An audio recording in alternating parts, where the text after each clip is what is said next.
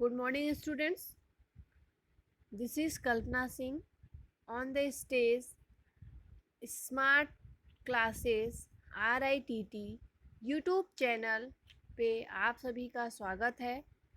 आप सभी हमारे यूट्यूब चैनल को लाइक और सब्सक्राइब करिए और साथ ही में बेल आइकन को भी प्रेस करिए, ठीक है, ताकि आपको जो भी नोटिफिकेशन आए वो नोटिफिकेशन टाइम से मिलते रहे और आप इस वीडियो को हमारी वीडियो को देखते रहें, ठीक है। तो देखिए, आज हम लोग चर्चा करेंगे संविधान का अर्थ, ठीक है। तो संविधान का अर्थ यहाँ ज़्यादातर लोगों को पता होगा। देखिए यहाँ पे संविधान शब्द अंग्रेजी भाषा के कॉन्स्टिट्यूशन शब्द का हिंदी रूपांतरण है। कॉन्स्टिट्यूशन शब्द की उत्पत्ति कंस्टिट्यूर प्लेस टुगेदर से हुई है, जिसका शाब्दिक अर्थ है एक सोच रखना, ठीक है। तो किसी राष्ट्र की शासन व्यवस्था का संचालन संविधान द्वारा होता है। संविधान राष्ट्र का वह मार्गदर्शक है जिसे राष्ट्र अपने लिए चुनता है। यह एक ऐसा राष्ट्रीय दस्तावेज है जिसमें राष्ट्रीय उद्देश्य के संकेत मिलते हैं, अर्थात किस प्रकार से राज्य होगा, किस प्रकार से केंद्रीय तथा राज्य सरकार इन आदर्शों, मूल्यों तथा उद्देश्यों की प्राप्ति के लिए कार्य करेगी। इसमें विधान पालिका, कार्यपालिका तथा न्यायपालिका, जो कि राज्य के 3 अंग होते हैं तथा उनके अधिकार क्षेत्र का विवरण रहता है। राज्य के निवासियों के अधिकारों तथा कर्तव्यों का भी उल्लेख रहता है। अतः किसी भी देश का संविधान उस देश की सर्वोच्च निधि होती है। इसमें ऊपर न तो कोई शक्ति इसके ऊपर न तो कोई शक्ति होती है और न ही कोई सत्ता होता है। सरकार संविधान से ही अपनी शक्तियां प्राप्त करती है तथा संविधान की मर्यादाओं में रहकर ही अपने कर्तव्यों व दायित्वों का निर्वहन करती है।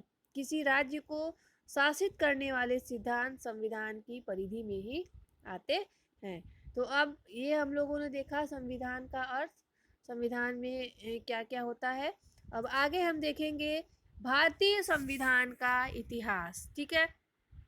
तो जब भारत अंग्रेजों के अधीन था, यानी कि जब भारत में अंग्रेजी शासन था, तो उस समय अंग्रेजों द्वारा बनाए गए नियम ही लागू होते थे। यानी कि उस टाइम अंग्रेजों द्वारा जो नियम कानून बनाए गए थे उसी को भारतीयों को मानना पड़ता था और उनका ही संविधान था, उनका ही आदेश था, उनका ही निर्देश चलता था। जब क्या था, जब अंग्रेजी शासन चलता था।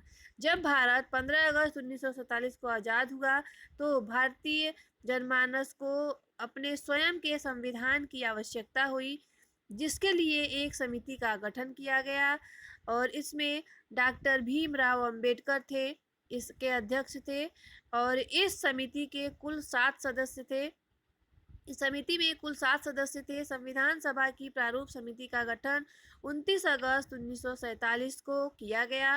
संविधान में स्थायी सभापति डॉक्टर राजेंद्र प्रसाद थे। संविधान सभा ने समाज के स्वरूप, समाज को प्राप्त करने की तर्क संगत विधियां और समाज को बनाने हेतु विशेष प्रकार की प्रशासन व्यवस्था आदि बातों के लिए एक ढांचा तैयार किया था और इस प्रकार संविधान ने भारतीयों की स्वायत्तता की भावना का प्रतिनिधित्व किया।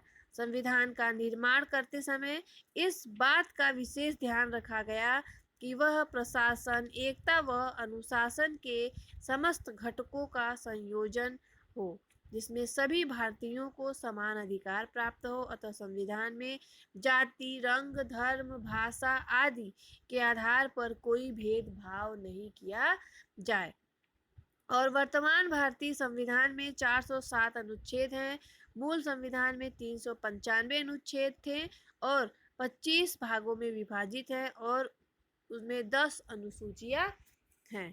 तो आगे देखिए भारतीय संविधान की प्रस्तावना, ठीक है। तो प्रत्येक संविधान के प्रारंभ में सामान्यतः एक प्रस्तावना होती है जिसके द्वारा संविधान के मूल उद्देश्यों एवं लक्ष्यों को स्पष्ट किया जाता है।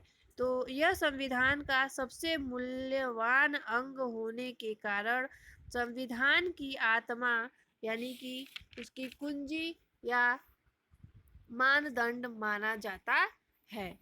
ठीक है, जिसके आधार पर ही संविधान का मूल्यांकन किया जाता है। और भारतीय संविधान की प्रस्तावना संविधान से जुड़ा हुआ एक श्रेष्ठ आभूषण है। यह भारत के प्रजातांत्रिक गणतंत्रात्मक राज्य का एक संक्षिप्त घोषणा पत्र माना गया है। और संविधान के गौरवपूर्ण मूल्यों को संविधान में इस प्रकार समाहित किया गया है कि इसकी मूल भावना को अधिक स्पष्ट कर देता है। वर्तमान में इसकी प्रस्तावना इस प्रकार है। हम भारत के लोग भारत को एक संपूर्ण प्रभुत्व संपन्न समाजवादी और धर्मनिरपेक्ष और लोकतांत्रिक गणराज्य बनाने के लिए तथा उनके समस्त नागरिकों को सामाजिक, आर्थिक और राजनैतिक न्याय दिलाने के लिए तथा विचार, अभिव्यक्ति, विश्वास, धर्म एवं उपासना की स्वतंत्रता, प्रतिष्ठा और अवसर की समानता प्राप्त कराने के लिए तथा उन सभी में व्यक्ति की गरिमा तथा राष्ट्र की एकता एवं अखंडता सुनिश्चित करने वाली बंधुता बढ़ाने के लिए दृढ़ संकल्प होकर अपनी इस संविधान सभा में आज दिनांक 26 नवंबर 1949 को द्वारा इस संविधान को अंगीकृत किया गया और अधिनियत और आत्मसमर्पित किया गया। ठीक है, तो यहाँ पे देखिए कुछ शब्द आए हैं। संपूर्ण प्रभुत्व संपन्न समाजवादी धर्मनिरपेक्ष लोकतांत्रिक गणराज्य। ठीक है, तो इसको हम लोग थोड़ा सा समझते हैं। देखिए, संपूर्ण प्रभुत्व संपन्नता। ठीक है, तो प्रस्तावना में इसमें प्रयोग किए गए प्रभु सत्ता संपन्न से अभिप्राय है कि राज्य आंतरिक तथा बाह्य मामलों में पूरी तरह से स्वतंत्र है। यानी कि हमारे देश का हो चाहे विदेश का हो, उसके मामले में हमारा देश पूरी तरह से स्वतंत्र है, किसी बाह्य शक्ति पर निर्भर नहीं है। संविधान में केंद्र और राज्य की शक्तियों का बंटवारा किया गया है, परंतु प्रभु सत्ता का कोई विभाजन नहीं किया गया है। संकट काल की अवस्था में संघ राष्ट्रीय हित के राज्यों का शासन कर सकता है और सामान्य काल में संघ राज्यों के दिए हुए विषयों पर कानून बना सकता है। अब आगे देखते हैं समाजवादी। समाजवाद से क्या अभिप्राय है हमारा? देखिए,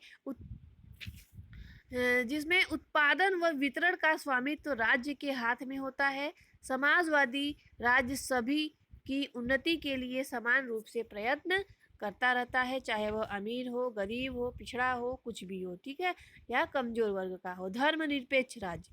धर्मनिरपेक्षता से क्या अभिप्राय है? राज्य का कोई भी धर्म नहीं तथा राज्य केवल नागरिकों के आपसी संबंधों से संबंधित होता है।